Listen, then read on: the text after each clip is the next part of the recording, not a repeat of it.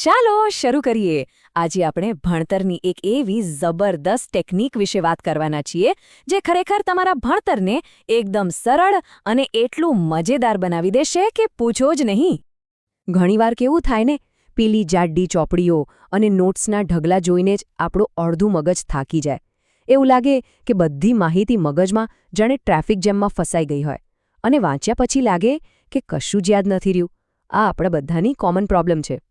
અને પછી આવે પેલો મોટો સવાલ કે પરીક્ષા માટે આ બધું યાદ કેવી રીતે રાખવું, ખાસ કરીને જ્યારે એક્ઝામ માથા પર હોય અને સિલેબસ તો પહાડ જેવડો લાગે. પણ ચિંતા ના કરો, આનો એક જોરદાર ઉપાય છે. તો આ જે ભણતરનો ટ્રાફિક જામ છે ને, એમાંથી બહાર નીકળવા માટે આપણને શું જોઈએ? એક જીપીએસ. અને આપણું આ જીપીએસ છે માઇન્ડ મેપિંગ. ચાલો આજે આપણા મગજના આ ખાસ જીપીએસને સમજીએ અને જોઈએ કે આખરે એ કામ કેવી રીતે કરે છે. તો માઇન્ડ મેપિંગ એટલે શું? એકદમ સિમ્પલ છે. વિચારો કે તમારો જે મુખ્ય ટોપિક છે એ એક શહેરનું મેઇન સર્કલ છે, અને એ સર્કલમાંથી જે અલગ અલગ રસ્તાઓ નીકળે છે એ છે તમારા પેટા વિષયો. જો તમને એ મેઇન સર્કલ અને ત્યાંથી નીકળતા રસ્તાઓ ખબર હોય તો તમે આખું શહેર આરામથી ફરી શકો છો, બરાબર? બસ આ જ છે માઇન્ડ મેપિંગનો કોન્સેપ્ટ. અને ખબર છે આટલું અસરકારક કેમ છે?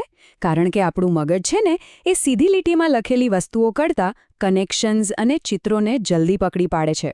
આ કોઈ જાદુ નથી, આ તો ભણવા માટેનો એક સ્માર્ટ રસ્તો છે. એકદમ ચીટ કોડ જીવો. તો તૈયાર છો પોતાનું માઇન્ડ સિટી બનાવવા માટે? અને હા, આ કોઈ બોરિંગ કામ નથી. આ તો એકદમ મજેદાર અને ક્રિએટિવ એક્ટિવિટી છે જેમાં બહુ મજા આવશે. આના સ્ટેપ્સ એકદમ સિમ્પલ છે. સૌથી પહેલાં આપણે બનાવીશું આપણું સિટી સર્કલ. પછી એમાંથી કાઢીશું મુખ્ય રસ્તાઓ. એ રસ્તાઓમાંથી બનાવીશું નાની નાની શેરીઓ, અને છેલ્લે લગાવીશું સરળ રોડ સાઇન, એટલે કે કીવર્ડ્સ. છે ને સહેલું?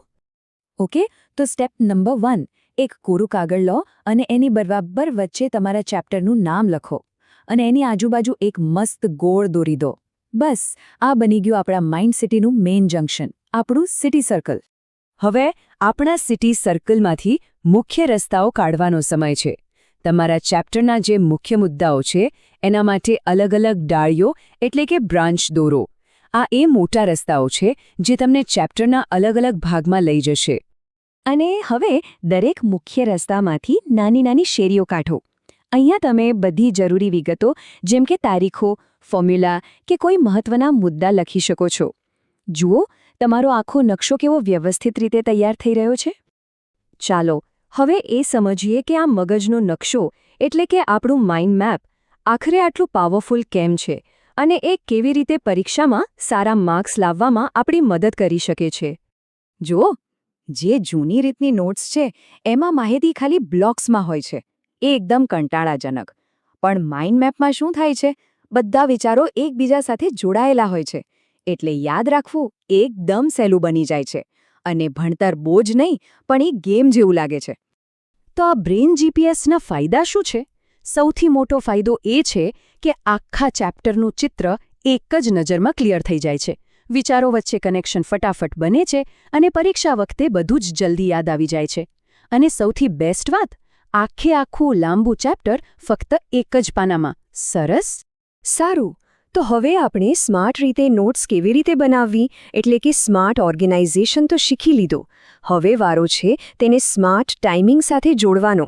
આ બિલકુલ એક T20 મેચ જેવું છે ને, જેમ ખેલાડીઓ થોડીવાર જોરદાર રમીને પછી એક સ્ટ્રેટેજિક ટાઈમઆઉટ લે છે જેથી તેઓ ફ્રેશ થઈને પાછા રમી શકે.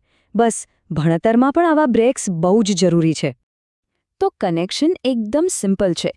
માઇન્ડ મેપનો નકશો તો આપણે બનાવી લીધો, પણ એ શહેરને બરાબર ફરવા માટે પરફેક્ટ ટાઈમિંગ પણ તો જોઈએ ને.